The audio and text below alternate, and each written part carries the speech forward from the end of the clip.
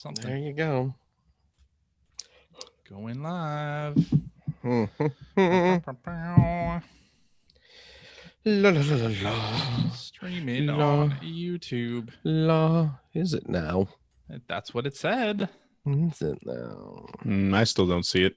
Yeah, it's there. It's there. Do you see it, Phil? I don't know. There it is. Slack I found the it. URL. I found it. I don't need your stupid help. You got told. Fine. You got told. All right, let me pop out the chat. Pop out the chat. Stop all the crap. All right. Go. There we go. Ready to do this thing? I popped my sody. Popped your pop? I popped my soda. Soda. My The sody. I popped my soda pop. My sody. I got my sody stream water. I got my piece of tea. Yeah. We ready? Um, Fine. Let's go. Hello and welcome to episode 672 of the Player One podcast for Tuesday, September 24th, 2019. I'm your host, Chris Johnston, and with me as always from Canada is Mr. Greg Stewart. I'd like to wish everybody a happy week after Genesis Mini Week. Oh, yeah. And Phil, a happy return from Canada. oh, thanks, eh? I'm glad to be back. I'm ready to talk about Zelda, hey? It's going to be good. That's pretty terrible, actually. That's yeah. It doesn't I matter. don't know what that is. It doesn't matter. And I picked up joining a me- Canadian accent, It eh? kind of sounds like Mike Myers doing Right? his like James Bond impression doing Bob and Right. Doug McKenzie. Yeah. Okay, eh? Isn't Mike Myers Canadian? Yeah. He's, eh? Okay.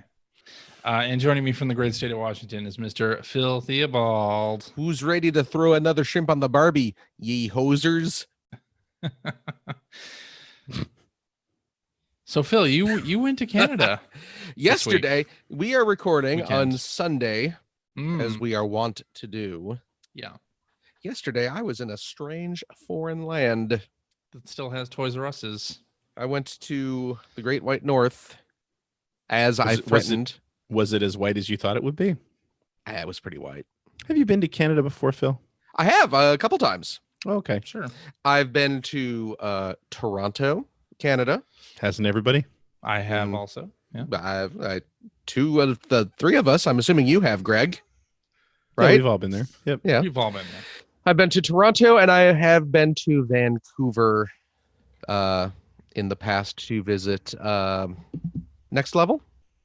Oh, right on. Next Level, the Luigi's Mansion team, right? Right. Yep. Right. Yeah, I went to visit them when they were working on Strikers for the Oh, that was a Wii, good game. I believe. Yeah, Oh. it really was. My goodness. Mario Strikers was fantastic. Indeed. I think a lot of people forget that now that there have been some great Mario sports games outside of like Mario Golf. It's true. Mhm. It's too bad they don't do it a lot anymore because they had a great baseball game. They had a great soccer Oh, yeah, game. that's right. Yeah, Strikers was great. Yeah. My goodness. Mm. But yeah, I went up to. We just crossed the border. We did not go too far into your country. We hovered around the border. Well, you don't want to venture too far in. I mean, you're liable to get free health care by mistake there. If you head I'll too have far you in. know. You don't want that. I'll have you know. Communism rubs off. I intentionally broke my arm while I was there. Just Really? to. Oh yeah. And just- I was mean, like, To take advantage. here it is the next day, no cast. You're fine. I mean, that's. Can you see my arms? Do you see my I arms s- in this I video? assume one of them's still in Canada being serviced, They promised they'd mail it back and they will. when it's healed. It's just that the shipping's a lot higher. You know what? Okay, so I drove to Canada yesterday. My friend Justin, who hosts the Points of Articulation podcast that I will occasionally do. Mhm. We went up to Canada as I mentioned before to visit Toys R Us and to visit Canadian 7-Elevens to take advantage of their Link's Awakening promotion. Which really just amounts to a Slurpee cup, right? Or a couple of Slurpee cups? Of course. Well, a trio. Three Slurpee Okay, cups. three. A Just Triforce of Slurpee cups. CJ, as there are three pieces of the Triforce. There is the Slurpee cup of wisdom, the Slurpee cup of. Are they really called that? In my fan fiction, they are. I hope they are. I was hoping they actually said that on them. No, it does not. Oh. So I crossed the border, and you know what I discovered? What? I learned something yesterday. Yeah. Canadians do not drive on the opposite side of the road. No, we haven't done that for 5 years now. And that was a harrowing 20 minutes. I'll bet. But I got out unscathed, so I'm going to chalk that up as a victory. No one's seen Justin, but Phil made it back. But look, hey, Greg, I had some Tim Hortons. Yeah? Are you a coffee drinker? I do not enjoy coffee. No. Oh, so what did you have? Donuts, right? They have donuts there. Well, I know that, but donuts. I had donuts. I ate donuts. How'd you like them? Well, I mean, there were donuts. They were fine. Okay. We're good. They were fine. You have a Boston cream or I had a maple dip? Because I am. Oh, maple. What did you call me? Yeah, maple dip. I mean, you've been in, you literally dipped your toe in Canada yesterday. So it's very true. And I just had a glazed, and I had a raspberry filled, and I had some Timbits. Timbits. Yep. Oh, yeah. And I got to see a tweaker hanging out outside the. A tweaker? What does that mean? The guy is a little strung out. He was all hopped up on the goofballs. Oh yeah, that's because you're in BC. Huh? Yeah. Oh, I was indeed in British Columbia. We were in a town called Langley, which I assume is right on the border. It's pretty close to the border. Yes. Yeah. We had to drive through a little bit of farmland, and then we got there. We found Tim Hortons. We found a 7-Eleven. We found an amazing toy store. My goodness. I saw the pictures. Yeah, on I saw your the Twitter. pictures. Oh my It God. looks great. Yeah, if you go to my Twitter account, I'll link to it in the show notes. At Whimsical Phil, of course. With Justin actually had heard of this place, and said, we have to go here. It's a place called Toy Traders, and it's just a giant toy store. Just selling like all sort, vintage toys and stuff like that. And the place is decorated like you wouldn't believe. Just like, here's a 20-foot model of the Death Star hanging up in our store, and nice, and, life size, awesome. Characters of pop culture characters. There's a giant Megatron and a giant Groot and a giant Deadpool and. It's pretty fantastic. So I posted a bunch of pictures, and they have along the walls, up in the upper levels of the walls, they have all these just massive, again, several feet high dioramas of like cities and battlefields that they have a bunch of superhero figures and Masters of the Universe, G.I. Joe toys all arranged on in these epic battles. So it was pretty outstanding. That's cool. Yeah, made it to a couple. Okay, may have gone to 3 Toys R Us's. Oh my God, Phil! Oh really? Wow. I was looking for that Transformer toy that I was forgot released you had in something Canada. I had a specific goal in mind. Unfortunately, did not find it at any of the 3 Toys R Us we went to. But look what I did find. Look at this nonsense. I bought a pack of Uno cards. That is not just Toys R Us themed, but if you can look real close, it's a Toys R Us Canada deck of Uno cards. Yeah, and I don't. You haven't really pointed out the fact that the negative space in the R is a red maple leaf. Oh, it absolutely is. It is. Yes, indeed. Which we like to do a lot up here. Just like if you looked closely at if you passed any McDonald's and look closely, usually right underneath the center of the golden arches, a little red maple leaf. Oh, is that right? Huh. That's adorable. Okay. So there we go. And here, let me show off for our YouTube viewers. This is the fruits of my labor. There's nice. one Zelda Slurpee Are cup. they plastic? Or they're not like paper, right? They are solid gold. Oh, yeah, with hand painted drawings on them. No, Yes, they are each one's unique. They are plastic. That's nice. They are plastic. That's There's another nice. one, and then of course we have this one, the final one. Yeah. So that's my favorite one. Yeah. This is the nicest looking one, and I will have you know, Greg, did you have to buy 3 Slurpees? That was my next question. Actually, you know what? It turns out I asked the fellow working there, and he said that the charge is like $2 each. You know, $2 and change, and that's $2 and change Canadian. So it's it's like 30 cents. It's like you're stealing, really. Yeah. You just throw American change at him and say that should be enough. Keep the change. I'm the wealthiest man in this country now. This is more money than you've ever seen. It turns out that the $2 or whatever, you're just paying for the cup technically. Oh, okay. And it is free, air quotes, to fill it with a Slurpee. So fill it with Squishy. You can buy as many cups as you like. If you want to fill them with Slurpees, that's fine. So were you like, we've driven for 2.5 hours to get these 3 Slurpee cups? Yeah. These $6 worth of Slurpee cups. Yeah. Yes. So I did it. It was an adventure. I had the Slurpee, and I'll have you know, Greg, I did not extend this offer to you because you're Canadian, and I figure if you need to get to a 7-Eleven, you could. I can't get to one here. There's not one in Nova Scotia? Nope. There's not one in the Atlantic provinces, as far as I can tell. Is that right? Oh, well, maybe I should have. Now I feel bad. I don't really. I sent CJ a text message on his cellular telephone, and I said, "Hey, my dude, I'm up in Canada. I know you're a Zelda fan. I bet you're probably going to wear a shirt advertising as much tomorrow. Would you like me, in my infinite generosity, to pick you up a triumvirate of novelty Zelda Slurpee cups?" And you know what he said, Greg? Something rude. He said, "F off." Wow. I did not. That doesn't sound like CJ. F your Zeldas.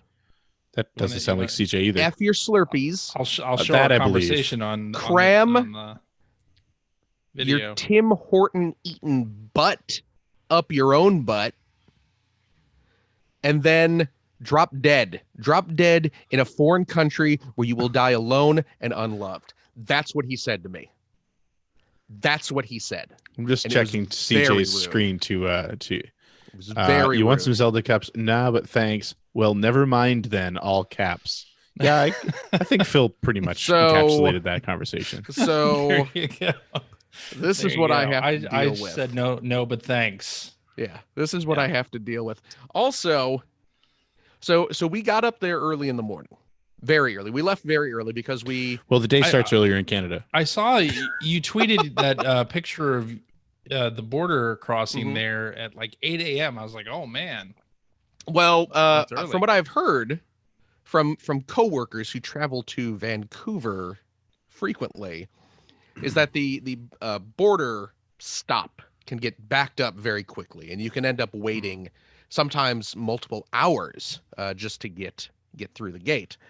So he suggested get there early, get there like before 9, and you can get through much easier. And we did. We got up there. We were at the border again, probably about 8. Yep. And we got through. It was like 5 minutes, lickety split. Boom. And when we were on our way back, it was maybe like 3:30 in the afternoon. It took us about an hour or an hour and a half sitting in the car just to slowly inch up because the American checkpoint, they gotta they have to check your social media and everything on your way through. Well, sure. Yeah. And the guard, the border guard, was because they try to. They're trying to catch you. They want to catch you in the act. They want to save America. Well, and I know one of the biggest things there too, although you're going into Washington State, so maybe not so much, but I know the big thing on the border on this side of the country was after we legalized weed. Right. Nationwide. We've had a lot of sort of warnings and news reports saying like don't take any across the border. Right. It's illegal. And they did have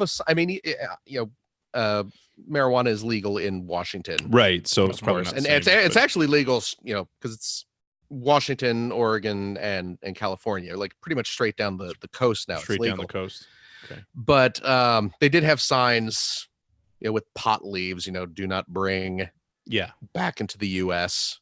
Yeah. But and I guess even here, like if I buy some in Washington and you're not supposed to take it to Oregon. Even though it's still so it's still about like crossing state lines with it. Yeah, I guess you got to kind of keep it compartmentalized, but they want to catch someone. That's they're sitting there. Sure. They're shining their flashlights into cars all day. They're bored.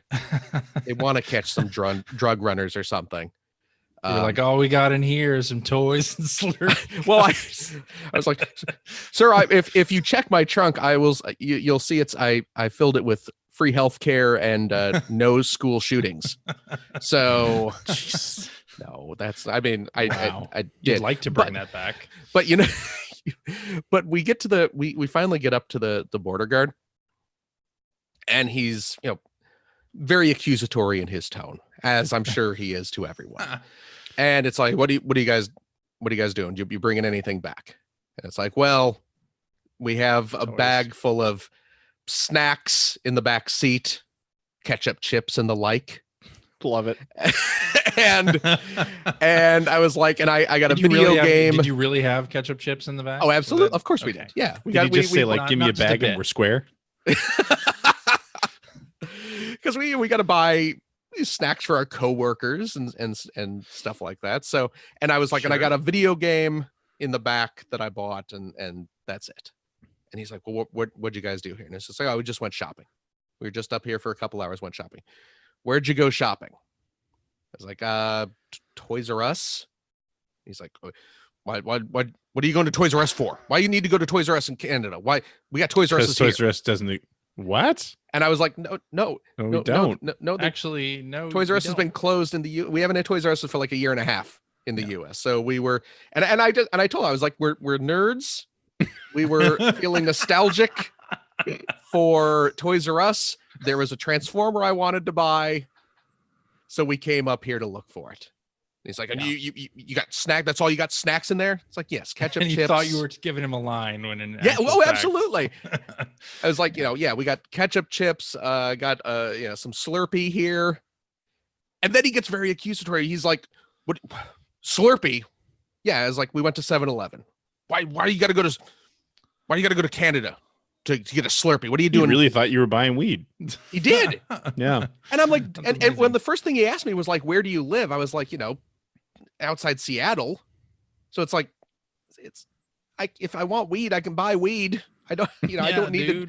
I can drive 15 minutes to get weed. I don't need to drive 2 hours. And he started getting very accusatory about, why do you need to go to a Canadian 7-Eleven to get Slurpees?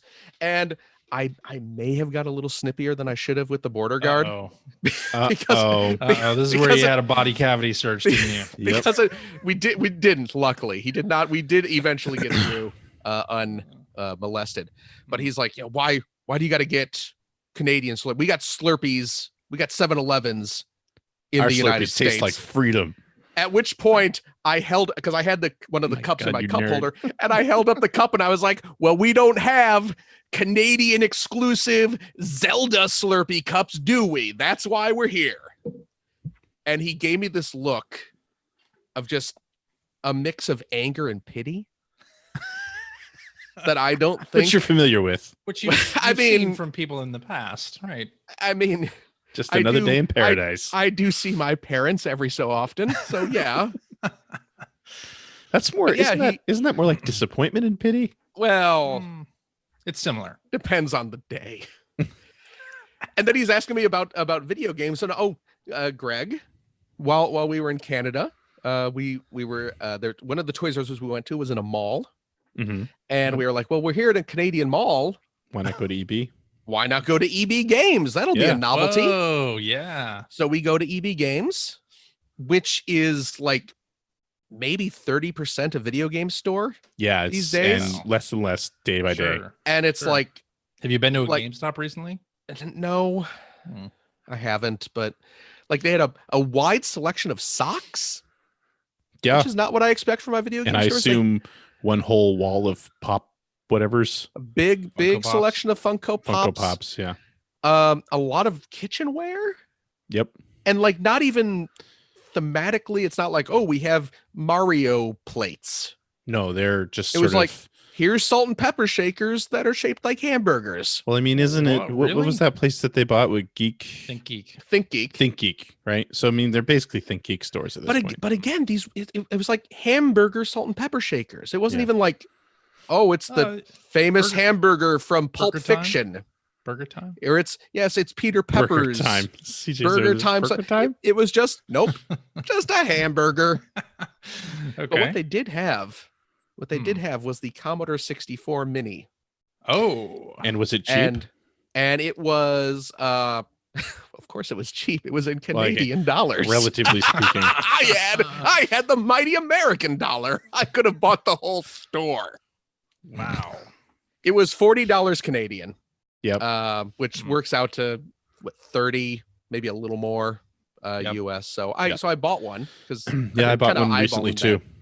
Yeah, I was eyeballing it for a while, and and again, the border guard started giving me grief about buying video games. It's like, oh, we don't have video games in the US. I think you got a guy just having a bad day. And I was just, it was cheaper. I was like, I didn't come up here intending to buy a video game, but I was at a mall. And it was it was cheap, and I have my mighty American dollar. So yes. And he waved us through, and that was that. Okay. We got out with our lives. So the worst part of your Canadian trip was getting back into the United States. Oh, absolutely. Of course it was. Of course it was. Yeah, that's as expected, right? Yeah. But we did it. We had a little adventure. It was fun. Canada's weird. Yeah. And Justin and I were discussing this. Were you trying to figure out why you're allowed to drive 50 miles per hour down city streets? I did have to keep yelling at myself. It is so jarring. I had to keep yelling at myself. Yeah. Because I was like, oh wow, we can go 90 here. Small numbers. Look at the small numbers on my speedometer. Yep. Yes. Yeah. And like, we're going under bridges, and it's like, 5 meters.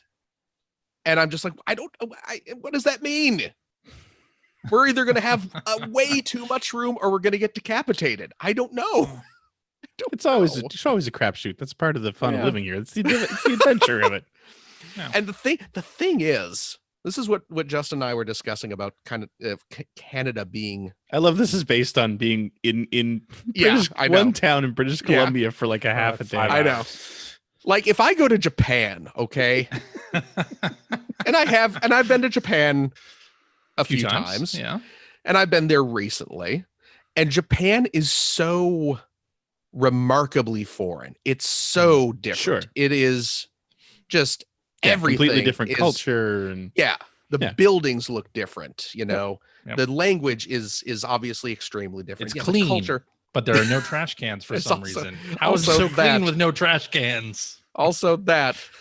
But it's so different that you just kind of go, your brain just says, well, I'm in a foreign country.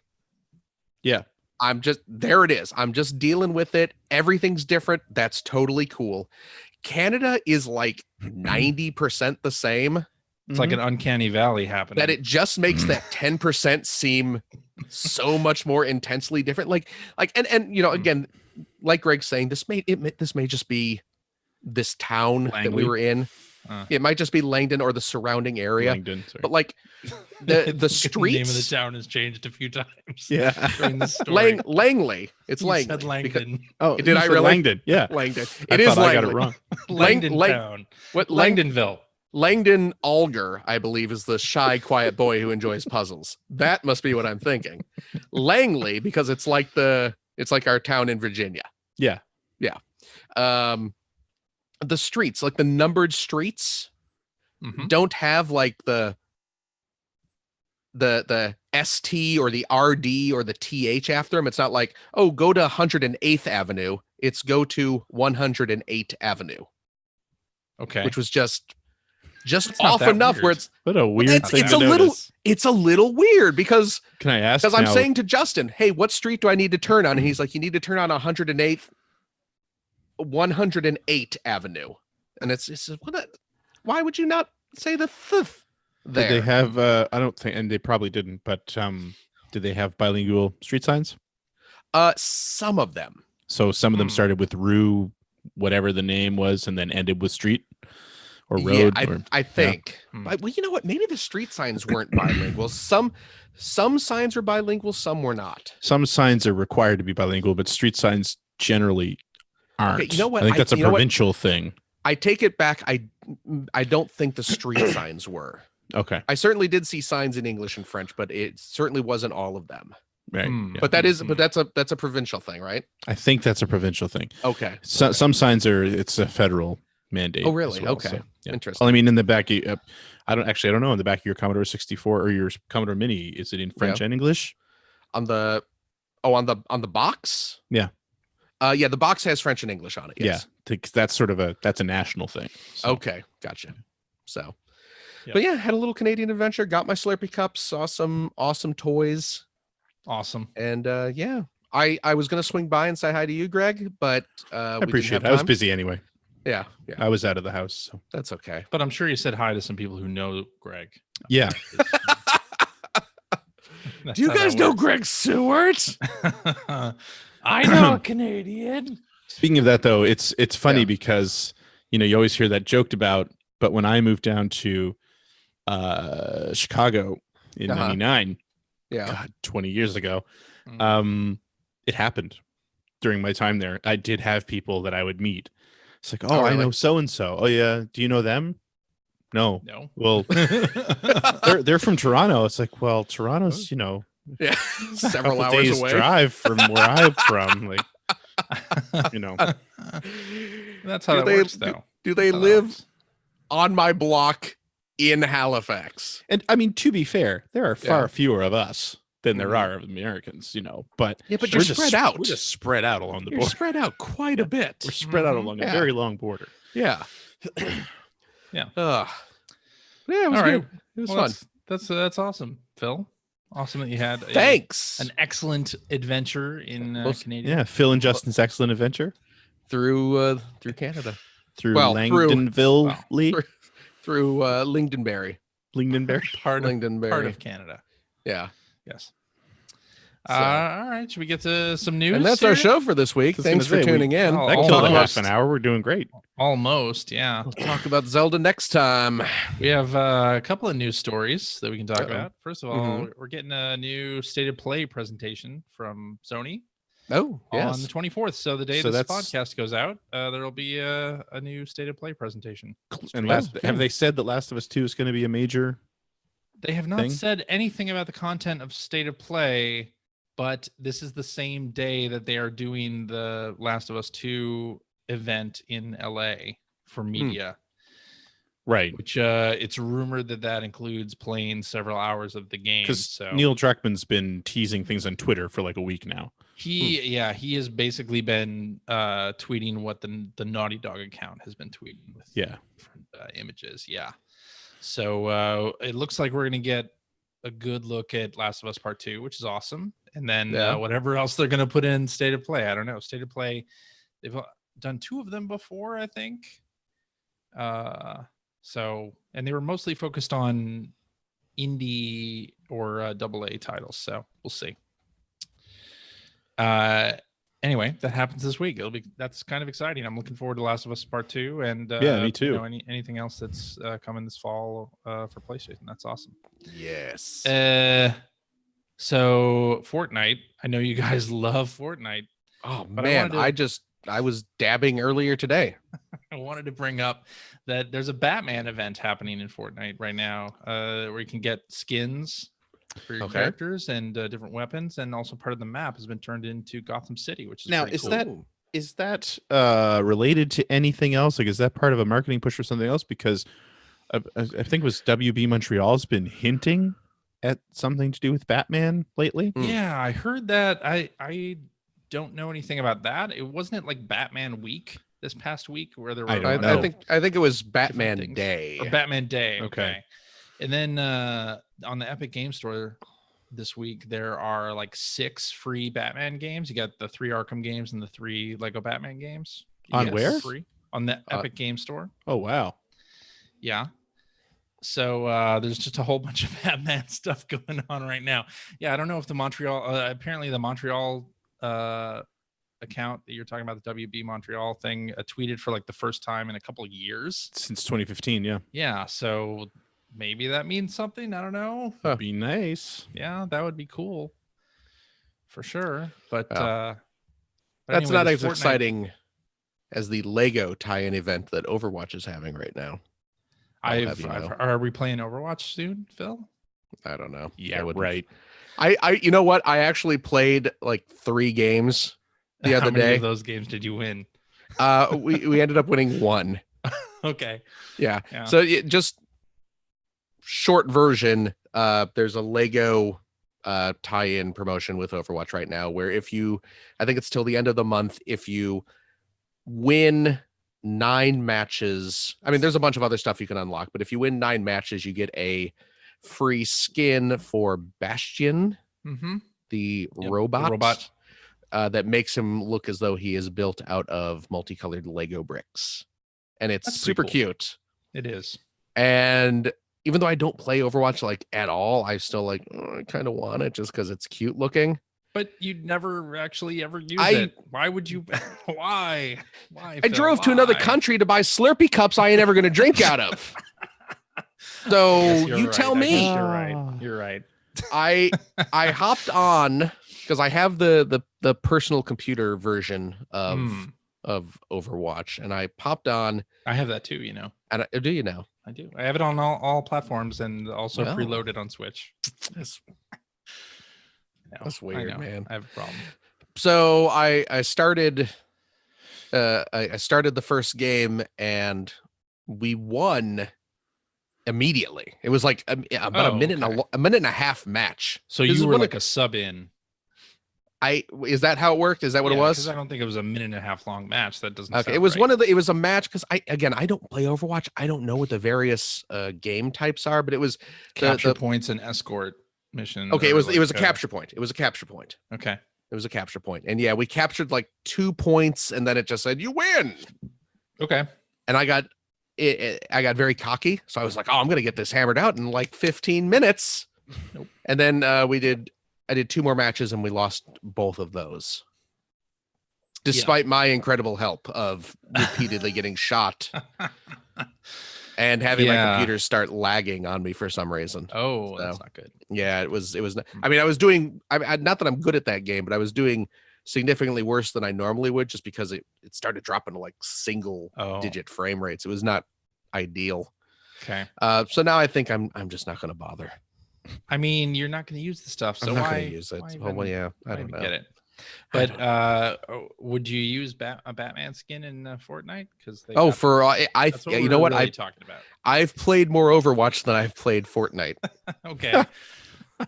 Are your kids interested in this at all, there, Greg? I know you're. No, they have not touched Fortnite in ages. Oh, okay. Well, this seems like a cool event if you're into Batman, for sure. Anyway.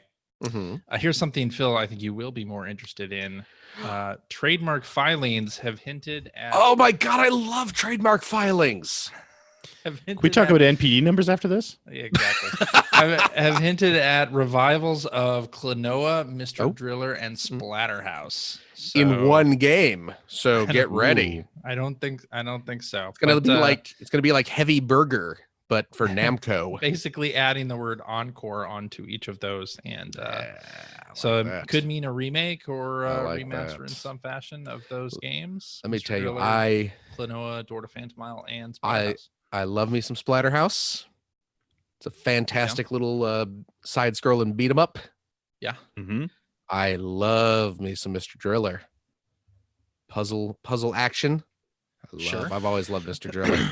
Mr. Driller, and especially the one we didn't get that was on GameCube. Yeah, Drill Land. Yeah, Mr. Driller, great. Drill Land is by far the best game in the Mr. Driller series, and of course the one we didn't get. The one we didn't get. Right. Well, there are like 2 or 3 we didn't get, but that's one of the few loss. Japanese games I have on the GameCube. I have same here. That I have the puzzle collection. Yep. And Nintendo did. Yep. And that might actually be it. and because the puzzle collection, you and I both bought that solely for Panel de Pon. Yeah. It's a Nintendo game that is Yoshi's Cookie, Panel de Pon, and what else? Dr. Mario? Does it matter? Dr. Mario, maybe? Is it maybe Dr. Mario? I don't know. It's definitely Yoshi's Cookie. Yes. It's certainly Panel de Pon, because that's why we bought it. And I think it might be Dr. Mario. But I'm not 100% on that. But holy cow, Klonoa? Mm-hmm. Did you guys play Klonoa? Klonoa, of course, a side-scroller on the PlayStation 1 Door to Phantom Isle. It had at least one sequel, right, on the PlayStation 2. Klonoa 2 came out on PS2. Yeah. And then the first Klonoa got a remake on the Wii, as you may recall. And then there were I didn't recall until right now, but yes. Yeah. Yep. I think I own that. Yeah, and it was a very good remake as well. And then there were 2 Game Boy Advance games. There was a Wonder Swan game. Oh, right. And there was a PS1. There was another GBA game that didn't come out here that was an RPG, like a little action RPG, and which was called Klonoa Heroes, if I remember correctly. And then there was a PS1 beach volleyball game. I remember that game. Yeah. Yeah. That didn't come out here, though, right? It did not. But I may know someone who owns it. Is that you? That someone may be on the podcast and it may have recently been to Canada, but not lived there. It's you. I don't know. I think I know what you're driving at. But anyway, so these encore titles, Bandai Namco has already done several of them in Japan. Katamari Damacy Encore, which was released as reroll here. Yep. And then they did a word game called Kotoba no Puzzle Moji Pitan Encore. Really? So that came out over in Japan. So I would imagine this means Klonoa and Splatterhouse and Mr. Driller are getting similar treatment. Oh man, awesome. I will happily buy and play all of those. Klonoa is so good. Klonoa is great. The ending is so good. It's a so great good. Game, for sure. And to wrap up the news, let's talk about Apple Arcade. This can kind of like drift into our what you've been playing a little bit. So iOS 13 launched last week, and Apple Arcade has opened.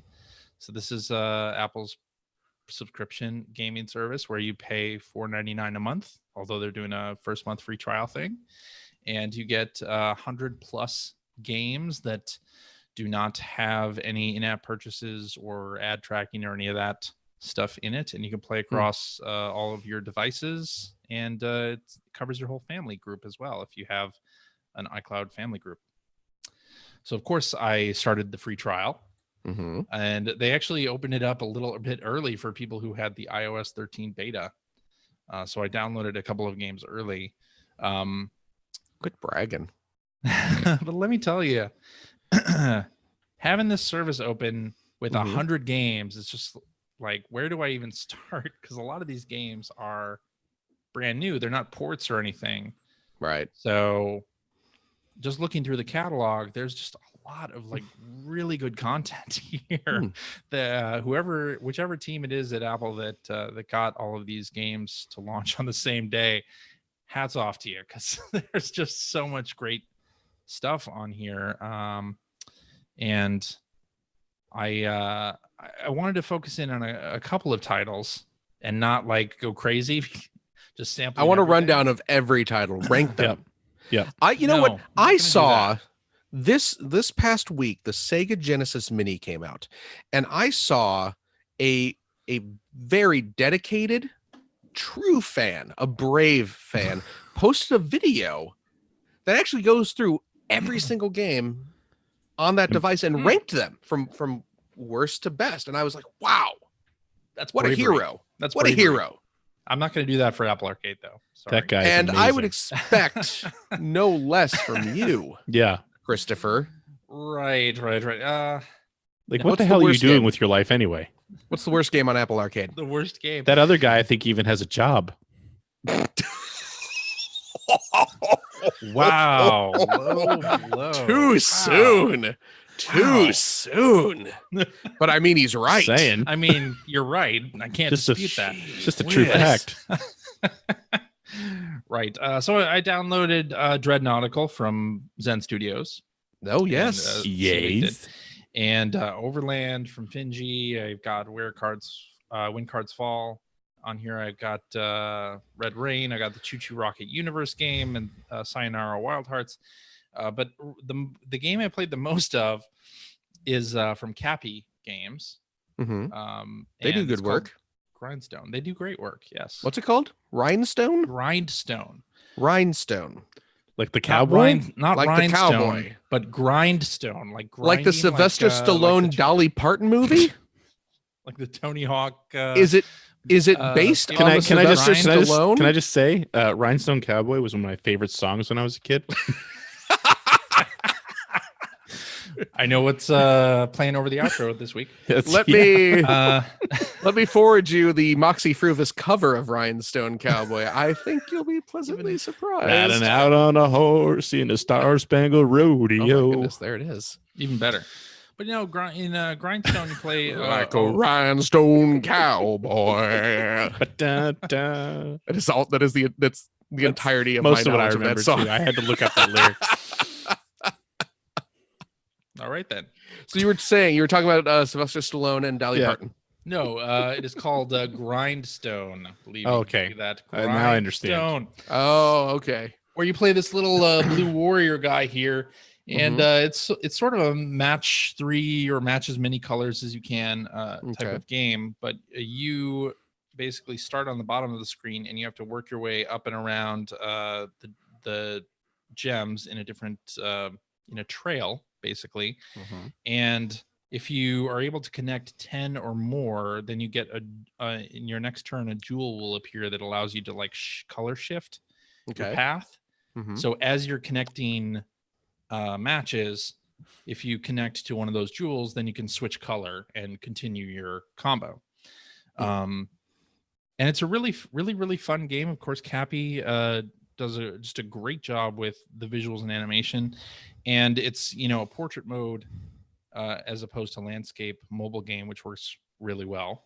I sort of like playing games in portrait mode, and it also doesn't sap the battery. I have found that a lot of games on Apple Arcade make your phone heat up really fast. And kind of do a number on the battery. So I'm much more a fan of games that, take the mobile experience into account, where it's not going to be heavy on graphics and it's not going to kill your battery immediately. So that one is the one I've spent the most time with until Apple Arcade launches for Apple TV, and then I'll sync a DualShock to that and play some more stuff. But a lot of these games too have launched on other platforms. Like Overland is on other platforms this week as well, and Sayonara Wild Hearts is as well. So the Apple TV and iPad compatibility is at the end of the month. The 24th. So actually on Tuesday. It's the 24th. It's okay. Those, I didn't think it was OS a little updates later. will be they pushed it forward. Oh, okay. So those will be going live this week. I'll try the free trial at that point. Yeah. Okay. Is that okay? I think that's okay. That's okay. But Grindstone really kind of popped out as an early favorite. But let me just say, scrolling through the list of 100 games, I don't see one bad game on the list. Like everything looks like, oh man, I want to play that. I want to try this. And you know this based on their titles. I know this based on their. Well, I mean, that's how we did it at DGM. No, I mean, at DGM, at least you watched the demo mode. I usually read the copy they sent too, like the review kit. Yeah, that makes sense. Yeah. Right. No, but I mean, on the App Store. So if you go to Arcade and you scroll through the list of all the games, which I just did the see all games, it brings up a little thing here, and it just shows you a trailer right away as you're scrolling. So you scroll down, and it'll start playing that one. And what phone is this? This is the what? What phone is that? Which phone is that? This is the iPhone 11 Pro. Oh, wow! But it's hello, on Mr. Fancy it's Pants. on whatever phone you've got to. Oh, I was just asking which specific one. But anyway, yeah, Apple Arcade I think is great. My question with this service is, are the people who are mobile gamers who are used to playing free-to-play mobile games going to embrace Apple Arcade in such a number that it keeps, I think that's the big question Apple's asking itself, and keeps the service going in the way that that Apple will need it to. I hope so. I hope so too, because it's nice to see a lot of more premium style games on there. Yeah. You know, not that they didn't exist before, but to have them all in one place and to have a subscription service to get to them, it's cool. Yeah. I hope it works out. Isn't there a new Shantae game? The new, there is. The new Shantae game is on Apple Arcade. It's because it's coming to other platforms, but it's It is. debuting on Apple Arcade. That's right. Did you play that one? I have not. There are so many games. The one game on Phil will be service. interested in. I know, right? And I don't know if you know this, but a lot of other games also came out this week on other platforms. Like so what? There's kind of like a lot to play this week. So How many other Shantae games though? Yeah. Well, okay, so I didn't play Shantae. Does Alicia Dragoon count as a Shantae game? No. Oh, okay. Because that came out this week. It's a pretty damn good game. Yeah, I can need to sit down and play that. I've never really played Alicia Dragoon before. That's something that that's something that I think the Genesis Mini is really good for. Playing a bunch of games that you didn't play before. Anyway, you guys didn't play around with Apple Arcade. I didn't even know I could get it yet. I mean, well, you can. I like 5 minutes ago just said that I'm going to start it when the Apple TV support comes out. So aimed at it. I mean, if you, I can see why. That's why you said you guys plural, and there's two other guys here. But no, okay, I get it. Do you want me to grab you some of those Zelda cups while I'm? Well, you do have an iPhone device. I do have an iPhone device. You don't want to put Apple Arcade on that? But I also have an iPad and I have an Apple TV, so I want to wait till it can support all of my myriad of Apple devices. Will it run well on my iPad too? No. Well, and I have an old. You have to be able to get iOS 13 on it to run Apple Arcade. I have an older iPhone as well, so I don't know. Is it gonna? How does it run on older? How old we talking? Because iOS 13 can go on hardware as far back as the 6S. Okay, well I have an 8. I have a 7. Okay, then you're good. You're good. Okay. You'll be able to play it on that. That thing will melt in your hands during the first level. It probably will. It probably will. I'll probably wear some gloves. Well, I mean, the idea, the other idea is that if I'm going to play a Shantae game, I don't want to play it on this screen, a little screen. That's fair. With touch controls, because that would just be the absolute worst. And I certainly, because can I link up my like Xbox One controller or a DualShock to this? I think you can. You can link. You can link a controller to it. I don't know which one. Yeah, okay, you can with iOS 13. Yeah. But also, I don't want to have my phone propped up and. Well, but can you broadcast that to your Apple TV? You can, yeah. I suppose you could do it that way. Yeah. Good. There's a little bit of lag introduced there. It's so good, because that's what I want. Is a lot of lag. Yeah. No, he said a little bit. Oh well, I want a little lag. Better than a lot. Or I can or I can wait 2 days and not have to worry about that at all. That's true. And I might be able to find something else to play for 2 days. So in the chat there, I don't know how to say his name. App Grinnis or something said yes. The One and PS4 controllers can pair to the iOS 13. Yeah, they can. Well, there you go. But again, I'm just gonna. The other problem, I think, also, I want to say, like, some of these games you can tell were really made for PC and console, in that the font choice on a 5.8 inch screen is pretty small. Yeah. So you have to, with my old man eyes, you have to kind of hold it pretty close to your eyes. But anyway. Gosh, Phil, why would you want to wait to play it on Apple TV? Well, no, you were just saying that you didn't want to play it on the screen. We were giving you options. Yeah, that's giving all. you options. My options. Here's another one I want to talk about. Agent Interceptor. Maybe I can see why they didn't want to let you back into the country. from Pickpock. Oh, I was real pissy. You're a little ornery. Agent well, to be fair, I was Pickpock. hopped up on 3 Slurpees. Kind of a Chase Ooh, HQ that's good squishy. clone, kind of like a Spy Hunter thing going. Definitely check that out, Greg, because I think you'll really like that. I'll have to download it this week and give it a shot, or hook it up this week and give it a shot. That's the one that looks like Spy Hunter? That's the one that looks like Spy Where Hunter. the car turns into the boat and such? Yep. I'm a fan. Yep. It's awesome. Yeah. I'm a fan. Anyway, also played some more Star Wars Pinball. Oh, very good. I still have not played that yet. I need to hook it up. I really like the mission mode because it makes me feel like I'm good at pinball, because it sort of gives you infinite on some of the missions. It gives you sort of infinite tries, because it gives you like 5 minutes to do the challenge. So It gives you what? Infinite tries. Infinite what? Tries lives. Infinite what? How's that lives? You don't have lives. It's a pinball Attempts. game. You have infinite Balls. Balls. Oh, there it is. Infinite say it balls. all. Say it all. I have infinite balls. There you go. So I had infinite balls for 5 minutes. That sounds painful. I bet you did.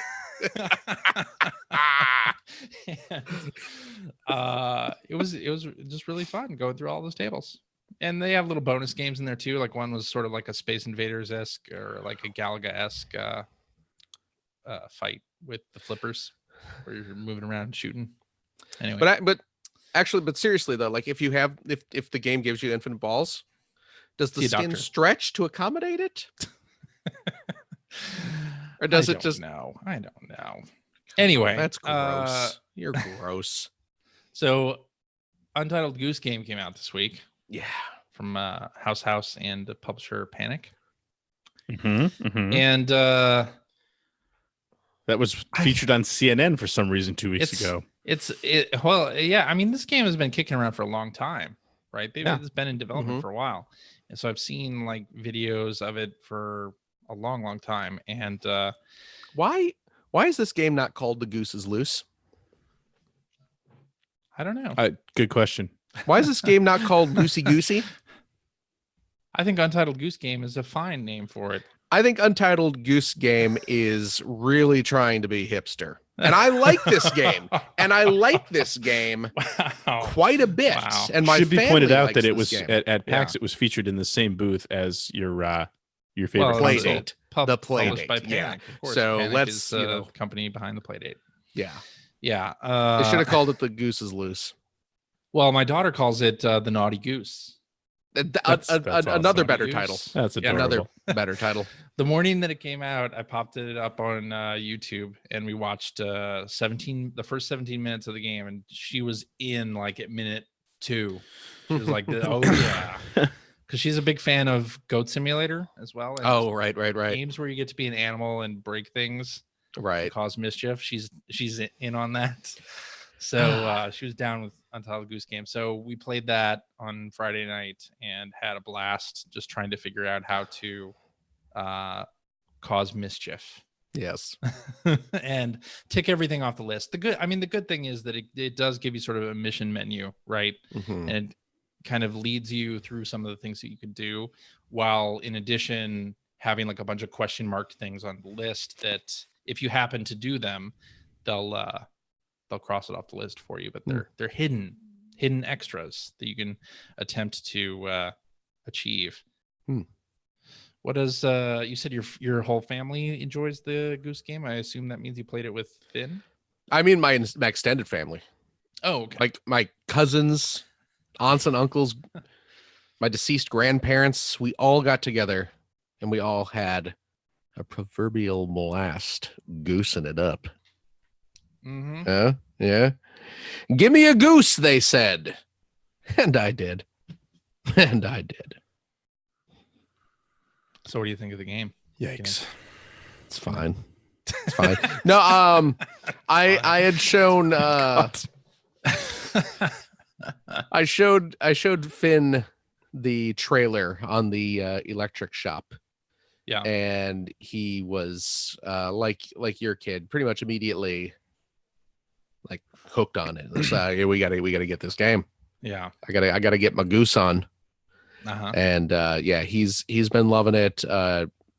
Dana has been playing it with him as well, and everyone's having a kick with Goosey Goose. It's apparently very short. It's apparently only like a 3 or 4 hour game. There's nothing wrong with being short. I'm fine with that. Yeah, I am too. It's a lot of fun. It's welcome. It's very cute. Yeah, it is cute. It is very short. Cute. Short things can overstay their welcome, though. As the border guard in as Canada. We learned on this show over the last 45 minutes. Everybody may have clued you in. But it's a very cute game. It's fun. I am enjoying it. It is cute. Yeah, and it's on sale for the launch. It's only like $15. Yep, for launch. So, and then I played a whole bunch of Link's Awakening on the Switch. Yes, that came out on Friday. Oh, that came out this week. It did. That did. You not remember Link's Awakening? It's not just a Slurpee cup. They released a game to go with those cups. That seems like an expensive ad for Slurpees. One might say the game, considering they give away the Slurpees for free. It's kind of like in Canada. It's kind of like Sneak King, where they developed the game strictly as an ad for the food product. So yeah, I was like, I love these cups so much. I might as well try this game. We're really onto something here. Yeah, that they're using to promote it. We all got Link's Awakening. Oh hell yeah! Yeah. Okay. Yeah. I got the amiibo too. Oh yeah, same here. That shiny, glossy amiibo. I couldn't turn it down. That's like amiibo. I'm not a big amiibo guy. It's like number 13 for me. Yeah. And he's just so cute. It's a beautiful amiibo. I love that. And a beautiful game. Oh.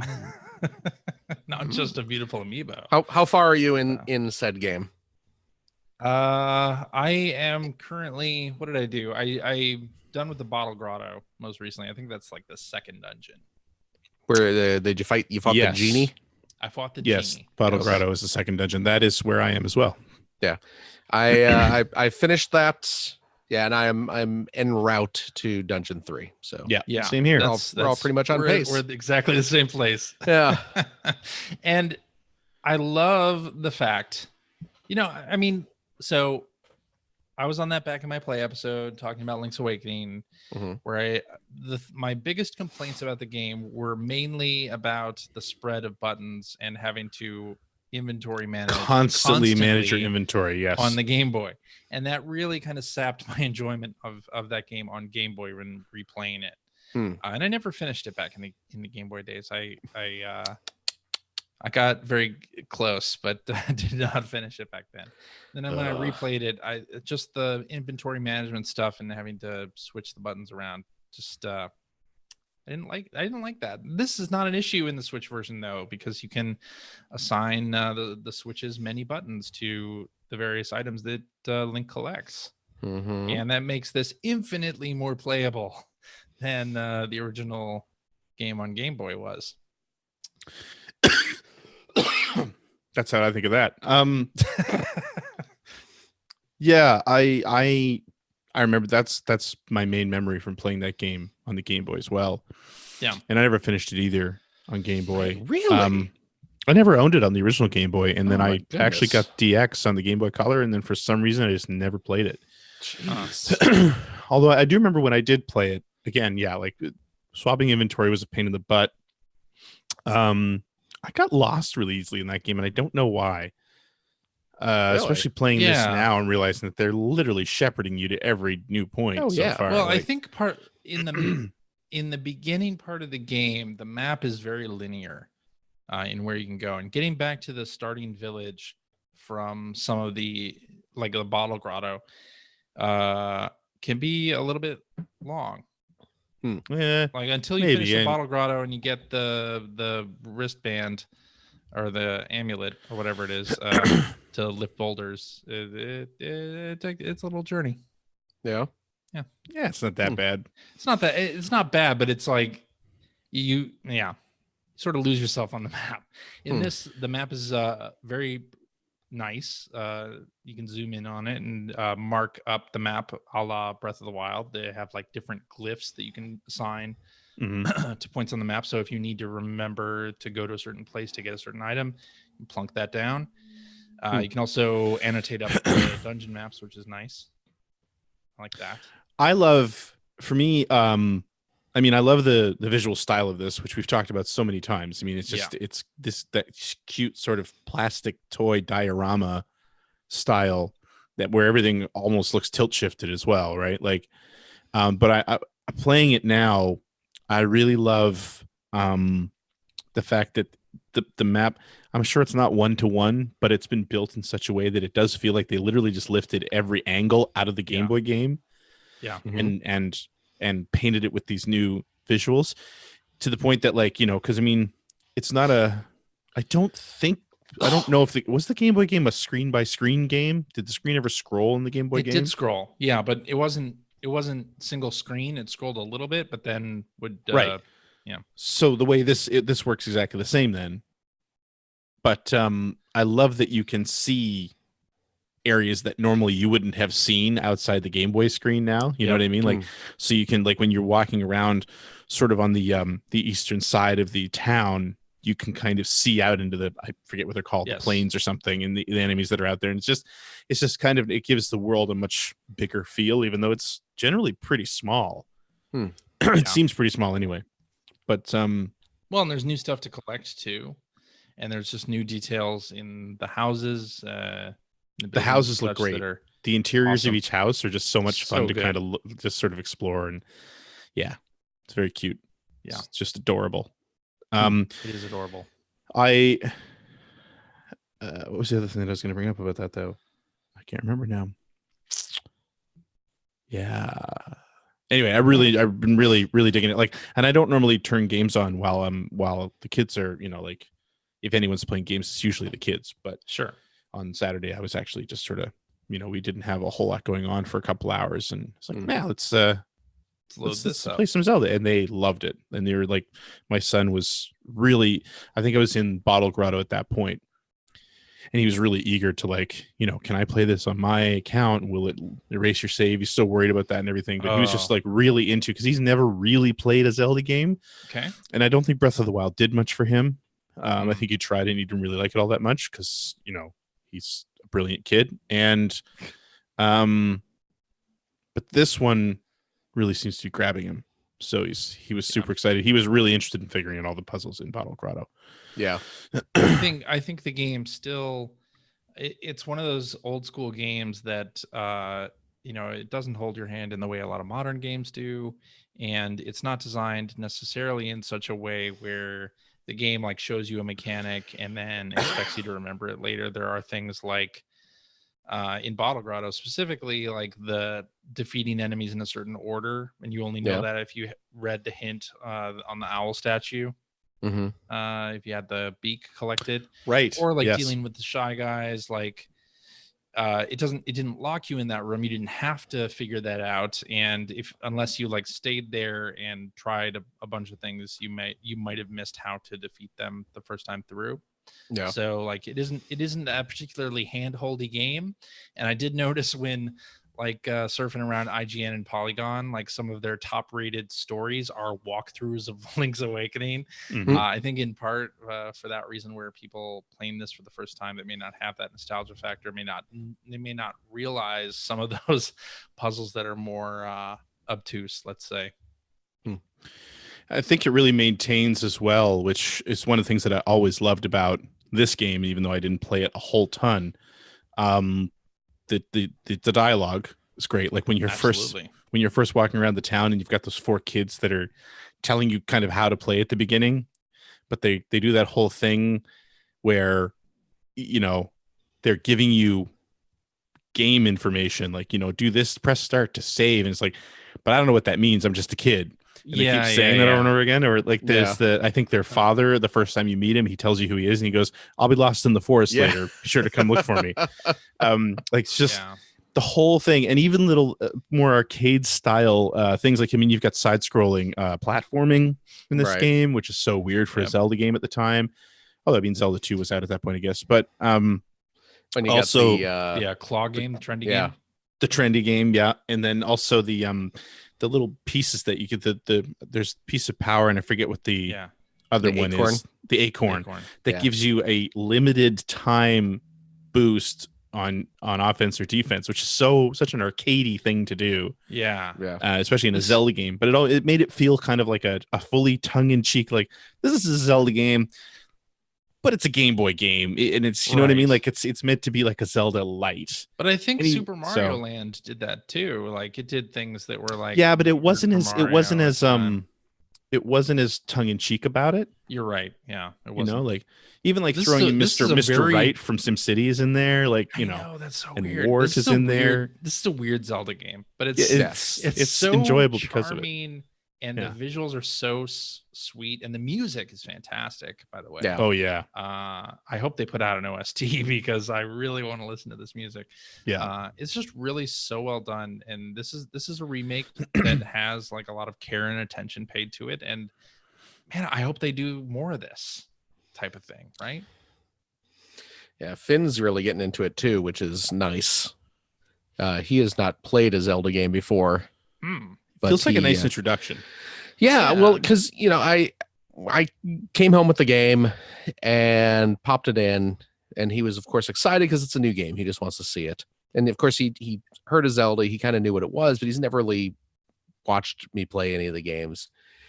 And we're playing it, and I'm kind of showing him what you're supposed to do. And he hasn't really played a game like that before with kind of the light puzzle solving and things like that. And as I'm showing him how to do it, and he's kind of, his mind is wrapping around it, and he starts figuring out puzzles, and he's telling me what to do before I do it.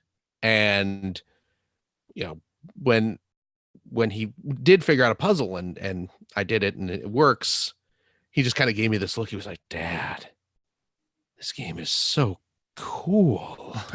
Yes, it most certainly is, my young friend. Would you? Yes. So he has since started up his own game, and he's been playing it by himself. And that's cool. I walked in on him. If I posted this on Twitter, I think a little earlier today. I had walked. I mean, it's Sunday, so I'm sleeping in. And when I wake up, I go out in the living room, and he's playing Zelda, and I sit down and just to watch him play. And he goes and talks to some character, at which point the character refers to Link. He's addressing Link, and I found out what Finn named his character. Which was what? It was my butt. My butt. Yep, my butt. Yes. Yep. So thanks for your help, my butt. That kind of thing. So it works. So Apple, not far from the tree, apparently. Yeah. No. Although I always, he's Link in my game. He's always, I'm not like CJ. Changing. Right. Yeah, that's right. I don't CJ's weird about that. CJ likes to pretend that he's Link. That's what you're supposed to do. There's a Miyamoto interview where he says it's supposed to be you as the hero. So also the guy who created GIFs says you're supposed to call him GIFs. So you tell me. He is wrong. But yeah, well, there you go. There you go. Yeah. But yeah, the internet's very upset about technical issues in this game. The frame rate specifically, yeah. Are they bugging you? I will say that they're not bugging me. Although I will say that it's kind of sad that the first time you really see the hitch is during the opening scene. Yeah. When Marion finds him on the beach, and it scrolls up to the large egg as it comes through the clouds. It really visibly hitches. It's not the end of the world, and I know that there are some frame rate drops like elsewhere in there. I haven't found that they bother me very much, but I will say that it is weird to see that in a Nintendo game. Because Nintendo games on their own consoles are usually so technically sound, right? That it is a little bit weird to see it, but it doesn't bother me at all. Well, and it doesn't mean that they won't solve it in a future patch, right? Because certainly, but I honestly don't care if they do either. The Lost Woods in Breath of the Wild, that was an area that hitched quite a bit, and they were able to fix it in patches. So. Maybe we'll see something, but it hasn't bothered me at all. I don't get too bugged by frame rate issues unless they are severe. Yeah.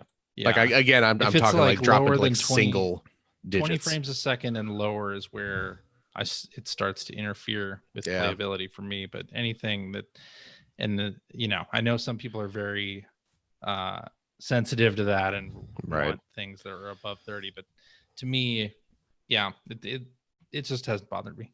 No, it hasn't really affected gameplay for me, which is all I would worry about. Yeah.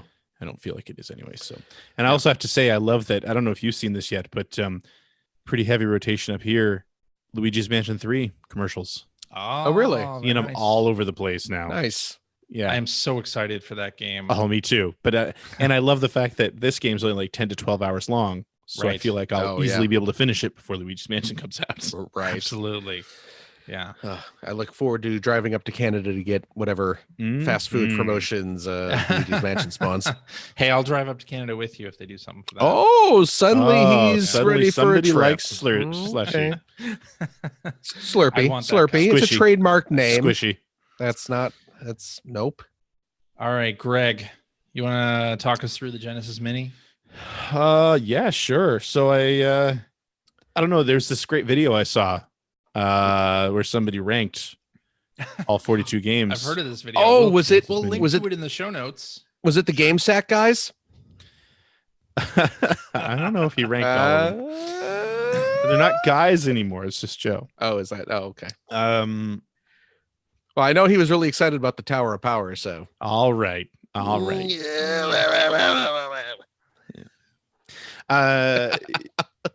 Anyway, yeah. So Genesis Mini, I am super happy with this thing. It's real nice. I love that it has the working cartridge flaps on it and the working volume. Yeah, They don't do anything, but it's just those they're little nice details touches. Are so nice. Yeah, I feel like Sega's, taking it just a little step further with the sort of the physical design of a mini console. So that's fantastic. I'm really happy to see that.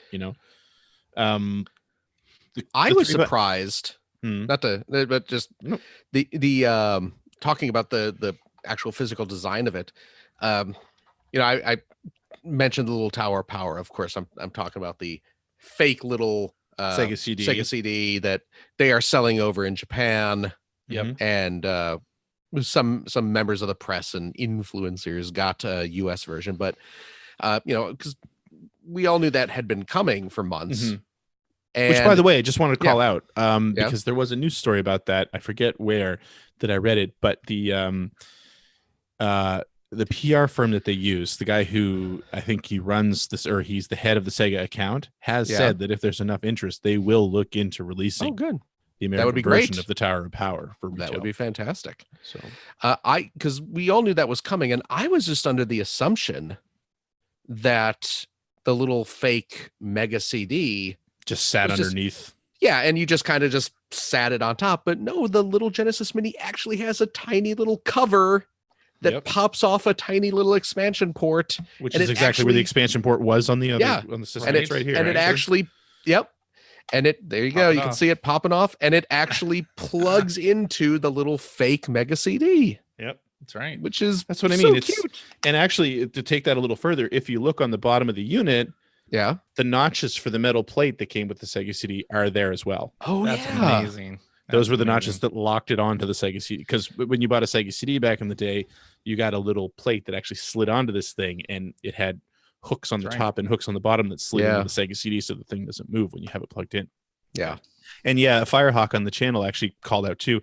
Somebody opened up the little Sega CD stand, and inside is a printed image of the circuit board and the disc tray with Sonic CD in the disc tray. That's so crazy. What? Yeah.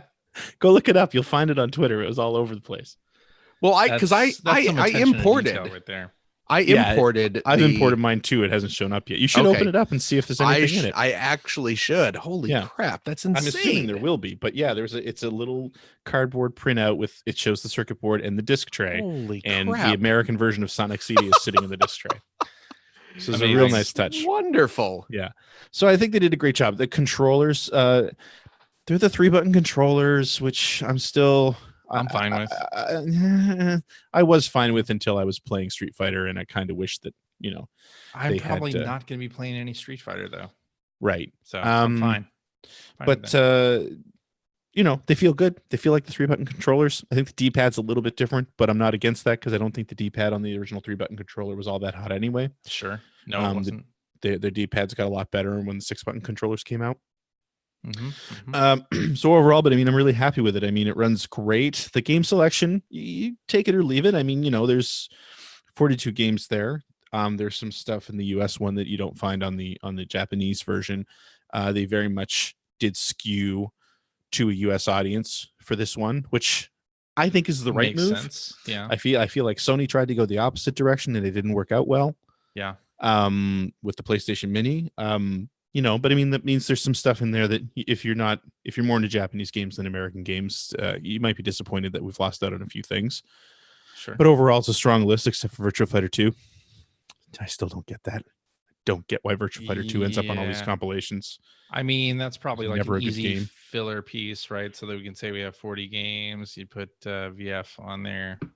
Yeah. Like if Phil went to open up his Mega CD Mini, I think, but I don't know what you're talking about. There you go. Look at that. Yeah. So while I'm talking, I will say too that I loved the interface is nice. Yeah.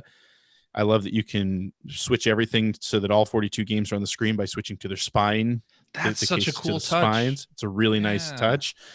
Sorting them, and apparently if you switch to the Japanese version, it does the half box for Super Fantasy Zone, which was released by Sunsoft, and Sunsoft released everything in miniature cases. Road Rash 2, which is Electronic Arts. Cool. I mean, that's attention to detail that and also truly appreciated. And also nice things too, which I'm really interested because I actually did order the Japanese version, so I'm really curious to see how this works on that one as well. I'm assuming it's the same way, but if you switch to the different regions, like not only does it change the box art, because I mean you switch to like Germany, if you switch your language to different languages, you switch to say German, it switches to European box art for everything. But it also switches to the different regional versions of the game. So like if you're playing Contra, if you switch to Japanese and you play Contra while the language is set to Japanese, it's actually the Japanese version of the game, which is important because Contra in Japan actually had a life bar. So you could take 3 hits in Contra instead of a single hit. If you change the language to say German and you play Contra, it's Probotector. It's the one that features robot characters rather than so that's the same for all of the ROMs. So I mean it's really well done. Cool. Yeah. Like they did a fantastic job. And considering the fact that each region's Genesis Mini has collections of games that aren't the same, the fact that they still have the Japanese ROMs or the European ROMs in here for everything is a really nice touch. So and there's some great ones and there's some stinkers, but I think they did a good job appealing to an American audience. You've got the Comic Zone and the Vector Man and Kid Chameleon that you're not going to find on the other versions, which take them or leave them. Some people like the American output of the Genesis, some people didn't, but you've still got you've got sort of hidden gems like Alicia Dragoon. Like Phil, I was glad that you mentioned that was on there, because that's one of those, that game came out like 1992, Sega published it, nobody played it. I mean, I remember buying it that year and feeling like I knew a secret, you know what I mean? Like I know this great game that no one else plays. But like now again another chance for people to play it. But I mean, that game, when you think about it, the pedigree of that game, I mean, it's one of Game Art's first Genesis games. Yeah, well, that's the thing. I learned this stuff. I learned about that watching your video. There you go, right? And it's the animation company Gainax, which is pretty famous. Yeah, Neon Genesis Evangelion. So there's some nice gems in there. Super Fantasy Zone, another great one. Oh yeah. That I don't think Super Fantasy Zone never came here. Yeah. Right. We've got the translation of Monster World 4, which is still very exciting because that's a great game, but of course that's been kicking around for a while now. Sure. Sega Tetris. Whew, it's rough. it's not good. Yeah. No. But no, overall I'm super happy with it. I mean, you can get into the ifs, ands, or buts of whether it's the best mini console that's come out so far, but you can make a pretty damn convincing argument that it is. Yeah. So far. And I fully expect by the end of the week, we'll all be able to load every single ROM we ever wanted on the thing anyway. So more than likely. Yeah. Cool. But I'm really excited for my Japanese unit to show up too, because I can't wait to sort of play around with that. Oh yeah, you bought a controllers. Japanese one, huh? I did. Yeah, I pre-ordered the Japanese one and the Tower of Power from Japan. They just haven't shown up yet. Okay. So, cool. From I've been trying Amazon to stress this out. I got the unit from Amazon and the Tower of Power from PlayAsia. Okay. So I've been stretching this out while you're trying to get that open, Phil. Thank you. I'm trying to get. I got most of the screws out of the bottom, and then there's 2 screws on the actual expansion port popping up the side. But it's just like opening a real Sega CD. Yeah. So, and for the record, this is the Japanese Mega CD. And I think I got it here. Let me see if I can. I'm waiting for an LCD mod for the Oh wait, here. Come on. Lights. Oop, there is something inside. Oh. And I'm nervous. I haven't seen this all over the internet yet. I'm nervous to crack it open here, so I don't want to accidentally bust break it. Yeah. Ugh, it seems to be sticking. So one of the things that I will say too, while you're doing that, Phil, I love this, and Jeremy Parrish actually tweeted about this earlier this week, and I've been thinking the same thing. What's where that? It's like, I love, when you really look at the history of Sega, Genesis was there it is. Hang on. Oh, okay, let's see it, Phil. Oh my God. Yeah, it's inside there is indeed a little cardboard piece slung over. Let me see here if we can back it hold up that a tiny bit. You're a little bit out of focus. Yeah. There we go. I mean, you're getting the Japanese Sonic CD. That I believe it is. Oh, absolutely. Yes, that is the Mega CD version. Love it. Of Sonic CD. That's crafted with some love right there. That is great. Yeah, right? you got the circuit board, you got the disc drive, and you have the Japanese version of Sonic CD. So the US version, the Sega CD version that the press and influencers American disc, they printed up Yep. A separate. Oh man. So that's great. That's what I was getting at, and I mean, when I learned that too, this sort of just further confirmed my feeling on this. And like I said, Jeremy Parrish posted a tweet about it, was exactly right. It's like when you look at the history of Sega, you look at the Genesis. Genesis was kind of their peak as far as success goes. Like the Genesis was huge here. It was their peak here anyway. I mean, Saturn was big in Japan as well, but and then, you generally when you look at the Sega CD and especially the 32X, they're derided because kind of like this, that's where Sega went wrong. Right. Like that's how they killed their goodwill. They released all these add-ons and they split the market, and then nobody trusted them by the time the Saturn came out. So here we are where Sega's releasing the Genesis Mini, which makes perfect sense.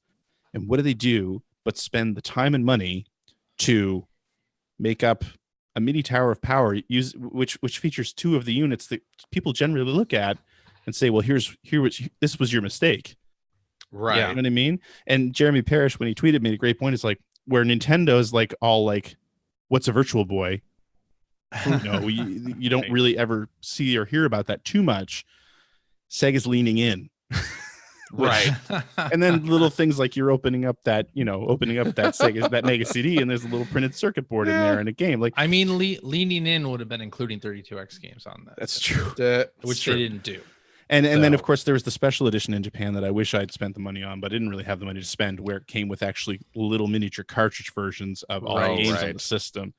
Yeah. Which I would love to have, but which apparently they were selling, or they were in little gotcha machines at TGS. They were, they sold out pretty fast apparently. And I kind of was looking at the aftermarket for those, and they're already at like 400 Canadian to get those. Oh, really? So I ain't doing that. And of course, the Tower Power no game on them. Yeah, the Tower of Power also comes with Sonic and Knuckles in Sonic 1, right? Little cartridges for those. Yes, things. Yeah. You get the 32X, the Sega CD, and then the two games. That's awesome. So anyway, super happy with it. I don't really have a whole much to say, but we'll link to the video in the show notes. I put that video together in like 3 days, so I was pretty proud of myself. Oh yeah, so nice. And want to thank actually, while we're talking about that, Corey Carlson over at My Life in Gaming really helped me out a lot. With some footage of unboxing and stuff like that. He let me use some unboxing footage. So I want to thank him again for that. And I will say, and I'm not going to spoil your video, but I will say your top 2 choices, very solid. Thank you. I personally probably would have flipped them. Yeah. But I mean, you're not wrong. Yeah, I mean, there's some all-time classics on this thing. So yeah, absolutely. All right, there we go. Now to get my little Mega CD put back together. Mm-hmm. I was gonna say, Phil, you want to tell us what you've been playing? Well, I mean, while you're doing that, we've kind of talked about what I've been playing. Well, I guess we have. You're right. I've been playing Zelda, obviously. I've been playing Goose is Loose, and I've been playing the Genesis Classic. I did get the retro bit 6-button controllers. Oh, did you? Yeah, well, actually, I had purchased those off Amazon a couple months ago when this was first announced, the Genesis Mini, and everyone was like, "Oh yeah, the US is just getting 3 buttons, but the retro bit 6-button controllers, which are fully licensed by Sega, it's the same shells and everything. Those will work because they're just they were originally meant to work on emulators or something. Sure. They have USB ports or USB plugs. So I was like, okay, if these are going to work, I will pick up a couple. So I did, and I've had them just sort of sitting here waiting for the Genesis Mini to come out. And again, honestly, the 3-button controllers that came with the system are still in their little protective foam envelopes in my box. I didn't even bother taking them out of their little protective sleeves, just because dove straight into the 6-button controllers. Yep. And they are great. And yeah, the Genesis Mini is really cool. I'm really enjoying it. So awesome. One of the things I wanted to call out too is that Game Day is coming up for Extra Life this year, and I've decided I'm just going to theme it around the Genesis Mini. Just going to play through every game. I don't know that I'll play through every game completion, but, in order.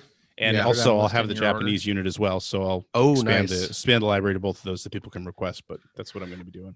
The Japanese one, does that have Revenge of Shinobi? I believe what's the other region? Was it the I don't know what you call Asian region, I guess. Right. Yeah.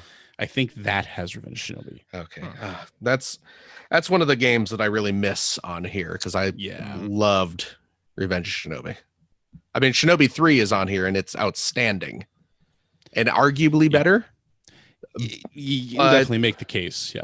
But I have the nostalgia for Revenge since that was one of my early purchases on the system back in the day. So let me see here. There's only a few games on the Chinese/Korean version that aren't on the other two. One is Alien Soldier, which is a treasure game that people absolutely love. Right. One is Outrun 2019. That one's not that good. Shining Force 2 is a big get for that. Classic for sure. And that's about it. So Revenge of Shinobi, I believe, is on the Japanese one. Okay. And for the record, the Genesis Mini, you were talking about the little slots here where the Sega CD would slide into. Yep. The Tower Power version actually has they detach. Oh, really? But there are little clips. Oh wow! That there you go. fit into these pop out. Huh. As I was dismantling it, I learned that these pop out. But luckily I did not lose them. But yeah, these little clips go into the Tower Power.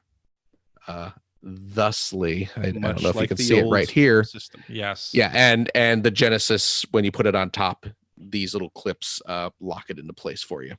Cool. So again, fantastic. Attention to detail. Yeah.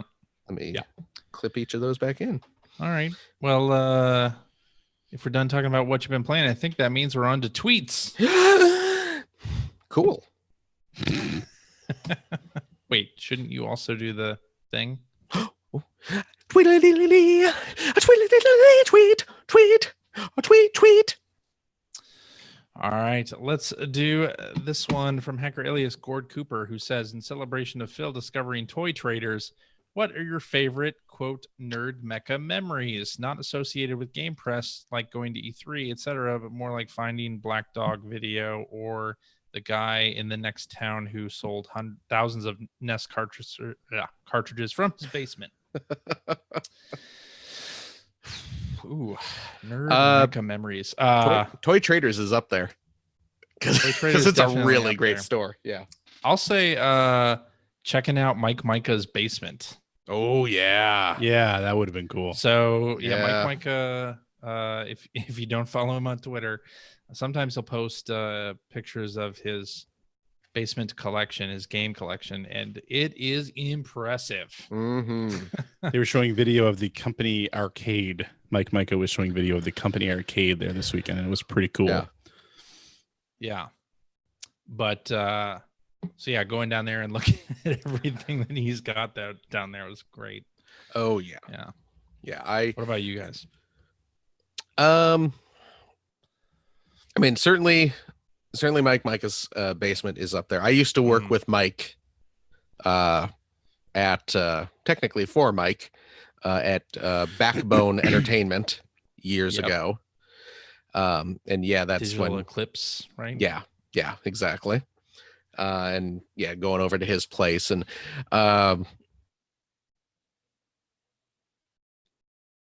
entrance to get into it through like a secret trap door.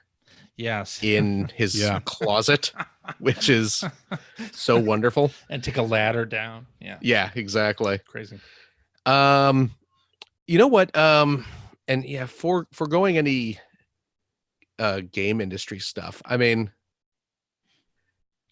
it's kind of cheating. I guess I probably shouldn't include like sneaking into CES back in the day.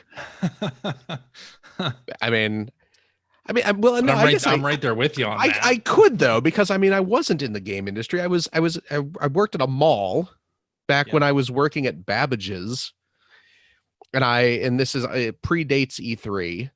This is when video games were shown at CES, which was held twice a year. Yeah, twice a year. The winter ones were in Vegas. The summer ones were in Chicago. And they still do the winter one in Vegas. Yeah, in January. And of course, Chris and I grew up outside Chicago, and when I was called me Chris. That doesn't happen a lot. That is weird. You know why? You know why? Why? Because I'm looking at our little video feed right now. And it has my name under. It has our names under each of them. And I was looking at yours, and I just spoke what I read. Yeah. So Chris Johnston and I grew up outside Chicago. We did.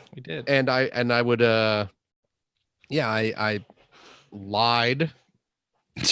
I mean, it's what it is. I lied on a CES entry form.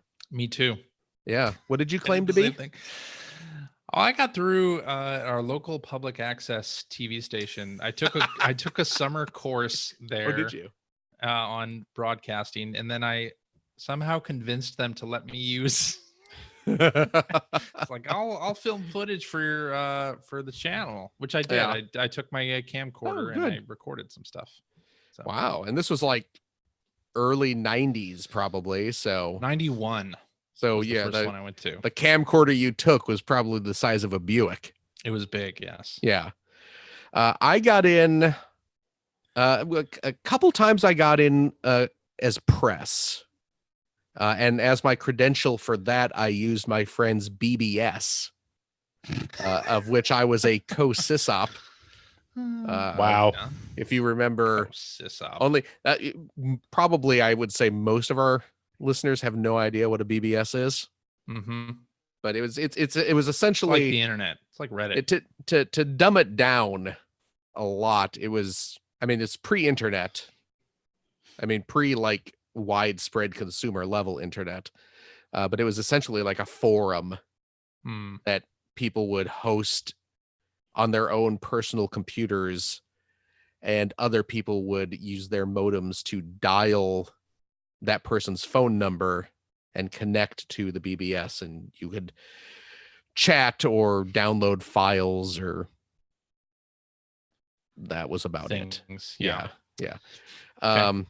And then one year I lied and said I was a buyer. There's a whole line here. There's a lot of lying going on.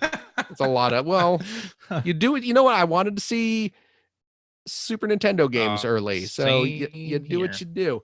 I claimed that I was a buyer for Babbage's, which is, of course, the person whose job is to go to trade shows and negotiate deals for how many copies of games you want your company to purchase to distribute to the stores throughout the nation. So long story short, 6 months later, Babbage's got a whole lot of copies of Spanky's Quest. Yes, indeed.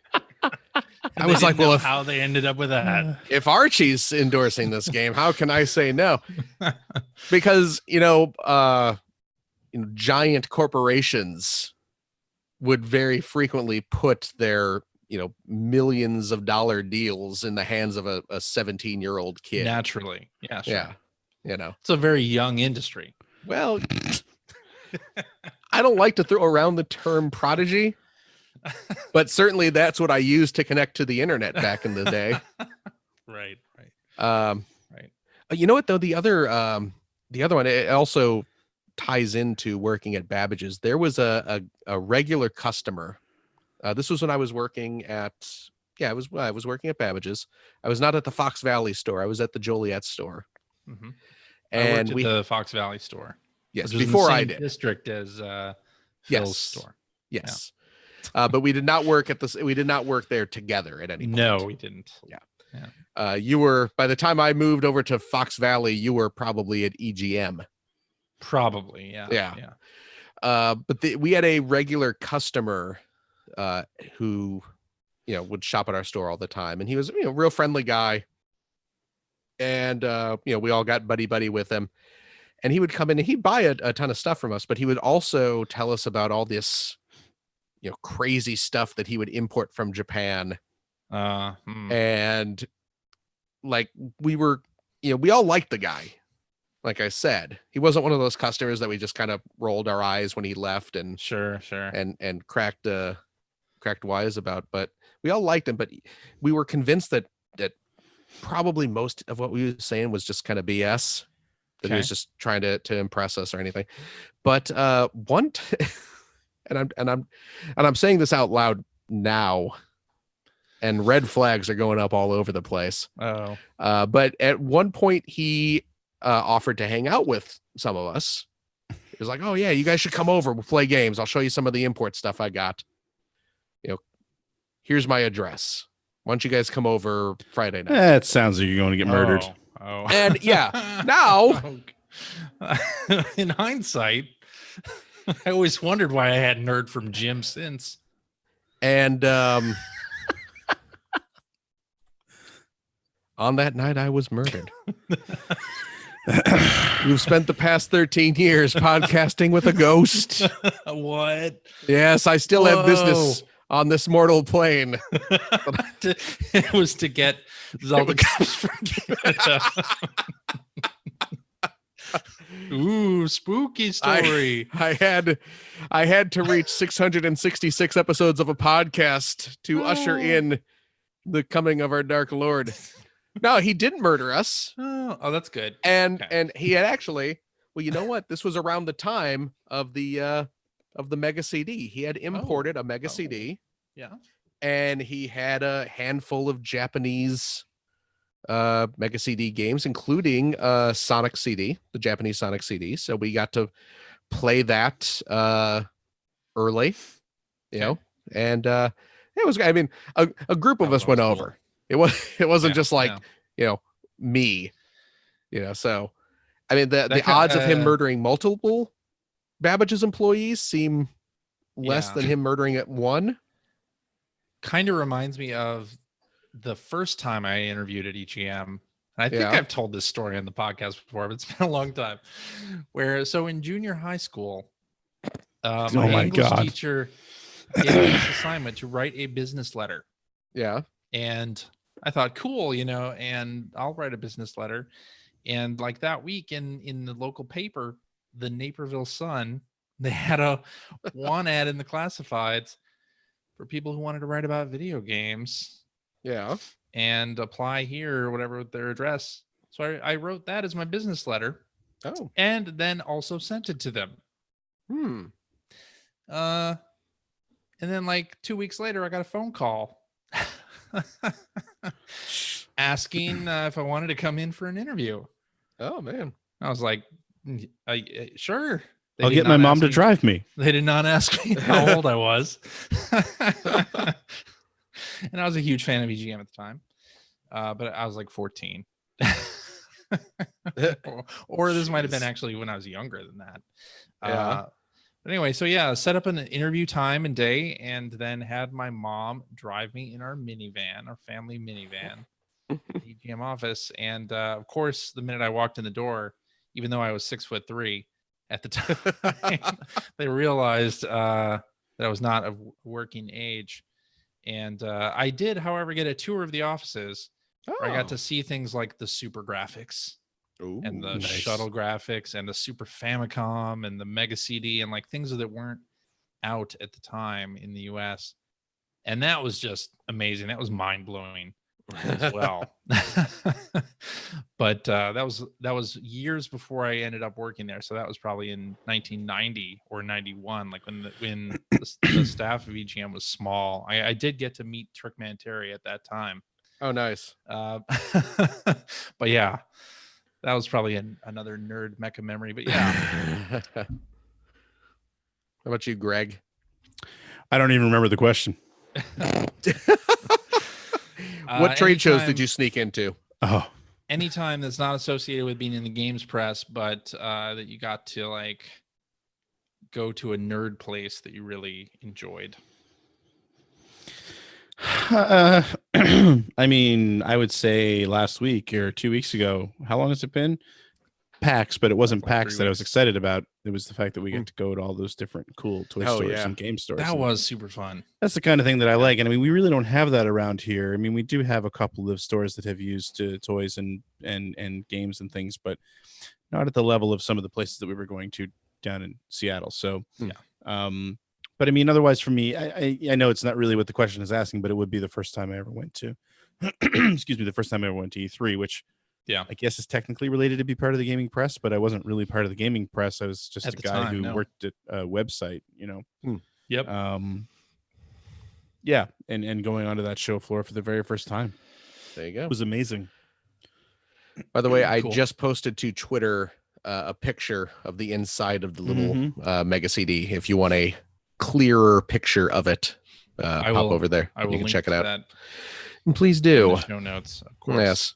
All right, I want to do this one last tweet before we close out the show from hacker alias Greg Peterson, who says, curious if anyone caved on the light. I did and love it so far. With that said, what has been your favorite hardware revision? So yeah, the Switch Lite came out on Friday. I did not pick one up. No, I did not either. Although there's, maybe for Christmas for one of the kids. But I mean, the reason I didn't is I like going from TV mode to portable mode. Yeah. Like I use that so much that the light probably doesn't make a whole lot of sense for me, but yeah, no, that's the same here. I mean, I need to be able to go to TV mode. I play just as much on TV mode as I do portable. Yeah. Yeah. So I play it awesome. I play it more on the TV than I do handheld. So yeah. Yeah. But I mean, I still think it's going to sell like crazy. I think it's a great idea. It's a little cheaper. It's I think for people who don't have a Switch yet, it might be what pushes them over the edge, especially releasing this time of year where they've got some really big games coming up with Zelda and now Luigi's Mansion and Pokemon coming too. Like it's just, that there's some big games coming up on that thing. Plus it's got 2 years of great library anyway. Yeah. And I know that, when my kids found out about it, there was some interest. I don't know. I'm thinking about it. I'm not a big fan of giving them their own consoles, but at the same time, this is I'm considering. Sure. And favorite hardware revision. So GBASP. Right up there on my list. Way up there. Because the Game Boy Advance is a great system and all, but I really like the flip. Yeah. I hated the design of the Game Boy Advance. The original design, I did not horizontal like design. Yeah. And plus the screen sucked. It was too dark. Yeah. So the GBASP was definitely way up there. The DSi is another one. The DSi is great. I happened to cross my old DSi the other day, and it's like it's just a really nice and really solidly built little console when you consider that you were going from the original DS, which looked god awful and felt flimsy and cheap, and like the DSi was just beautiful. So you know what I'm going to say, the Game Boy Pocket. Game Boy Pocket's great as well. Because the old black and white Game Boy, I am a big fan of it. Yep. Tons of nostalgia. I played my original Game Boy like crazy, but the Pocket came out, and I mean, we all know it wasn't a big change, but it was enough of a change. Well, I mean that green screen, blurred. We all know how much that blurred, and it made a lot of games very difficult to see. And the Pocket was, I mean, it's obviously not perfect, but the leap from the kind of the pea soup to the actual kind of grayscale Pocket that didn't have that massive blurring was a big difference. And I ended up playing so much more back in the day just because of that screen. So, and because I'm the Genesis guy, I gotta say the CDX is way up there on my list too. CDX is so good. Yeah, when you took I personally love the way the Genesis 1 and the Sega CD Model 1 look as a unit. But when you took that and reduced it down to what we laughingly called a portable CD player on a tiny little package like that, but most importantly, one power unit, one plug you had to put in the one wall wart you had to plug in, which was a big deal. And also none of the, the Model 1 system, especially, like you had the mixer cable and you had, and if you had a 32X, you had all these other cables going too. So just having one AV cable, one power cable, and a nice tiny footprint for a system. It was a great hardware revision. Yeah, absolutely. All right. I think that's where we should end it. Sure. Goodbye. Later. Alrighty, and that is our show for this week. Thank you very much for listening. If you have a question for us or would like to comment on something you heard, you can direct that to FP1 Podcast on the Twitters, or you can go to our internet website at player1podcast.com. There you'll find our contact information. You'll find blog entries about Sega CD stuff from Mr. Greg Seward. I have one mostly written, but I kind of dropped everything to get that Genesis mini video done this week. So nice. Get back on schedule here soon. Understandable. You'll find Generation 16 episodes there as well. Kind of the same thing happened there. Yeah, but it's about half, the new episode's about half done.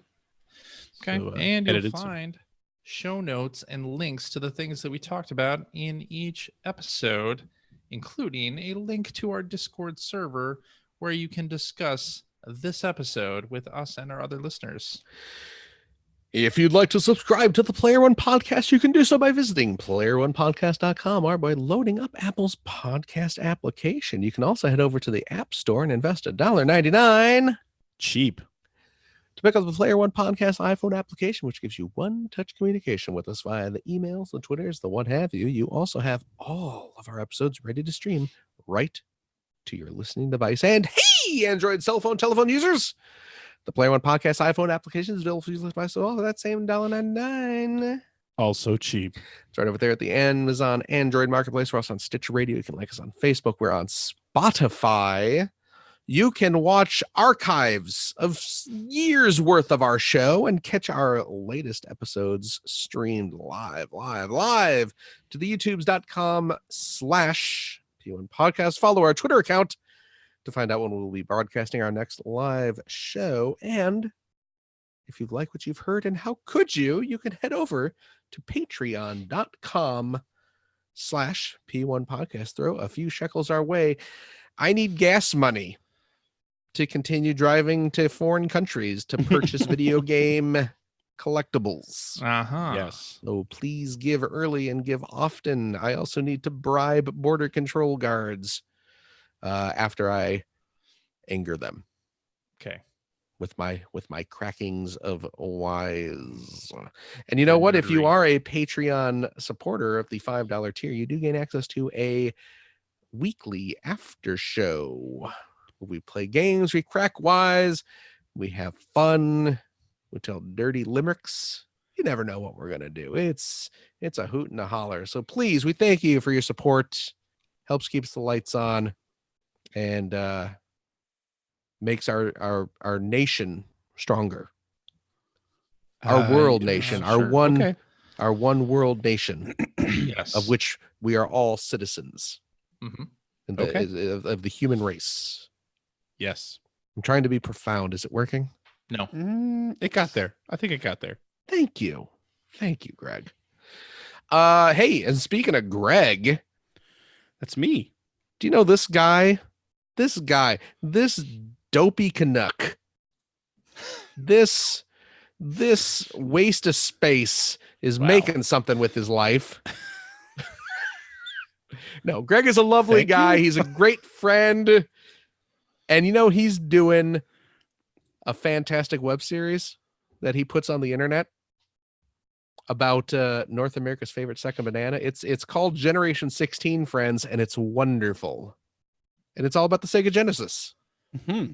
We're all having fun with the Sega Genesis this week. We are.